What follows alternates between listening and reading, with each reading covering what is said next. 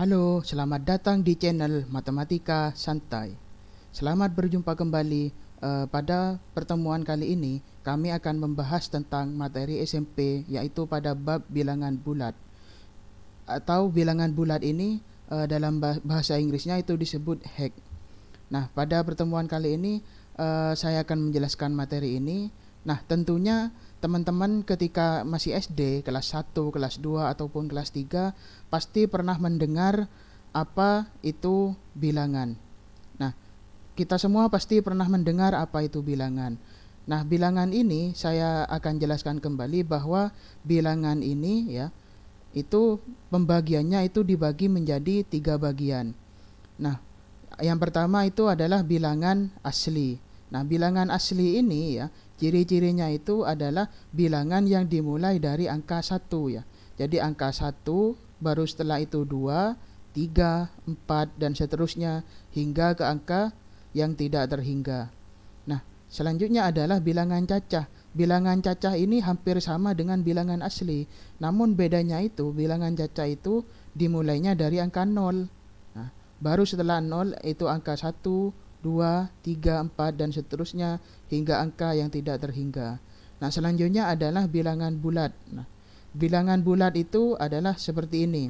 Nah, jadi ya, angka bilangan bulat itu dimulai dari bilangan tidak terhingga dulu ya. Tidak terhingga sampai ke bilangan tak terhingga. Jadi kalau dimulai dari tengah itu mulainya dari 0 ya.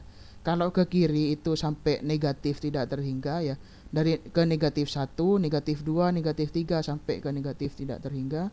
Kalau ke kanan itu ke 1, 2, 3 sampai angka yang tidak terhingga. Nah, untuk lebih mudah memahaminya, saya telah buatkan garis bilangan ya. Di sini biar kita mudah memahaminya. Jadi di garis bilangan ini ya, bilangan asli itu dimulainya dari angka 1 ya. Dimulai dari angka 1, 2, 3 ke kanan sesuai arah panah yang di sini. Nah, terus bilangan cacah itu mulainya dari angka 0 itu ke arah kanan ya sampai tak terhingga. Nah, sedangkan bilangan bulat ya, bilangan bulat adalah semua bilangan ini termasuk angka negatifnya juga, negatif 1, negatif 2 dan seterusnya.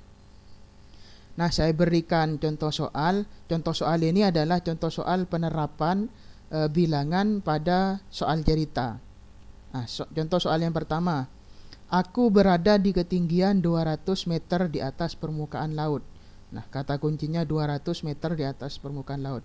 Nah, seperti yang kita ketahui bahwa untuk mengukur ketinggian itu kan dimulai dari laut ya. Misal ini suatu tanah ya, tanah. Nah, ini laut ya. Yang ini adalah laut. Nah, untuk mengatur suatu ketinggian suatu tempat, misal si A berada di sini. Nah, itu kan ngukurnya dari permukaan laut. Nah, ngukurnya dari ketinggiannya dari permukaan laut. Nah, itu berada di ketinggian 200 meter. Nah, angka nolnya itu berada di mana? Angka nolnya itu kan berada di bawah, lurus ke permukaan laut. Nah, kalau ke atas ya, kalau ukurannya kalau ke atas berarti itu nilainya positif. Ya, kalau ke bawah berarti ya, kalau ke bawah laut itu berarti nilainya negatif. Karena ini ke atas berarti nilainya positif. Berarti jawabannya adalah 200 ya, karena bernilai positif. Nah, contoh soal kedua. Dodo naik lift 5 lantai dari lantai dasar. Sama seperti tadi, dari lantai dasar ya. Dia itu naik ke atas ya.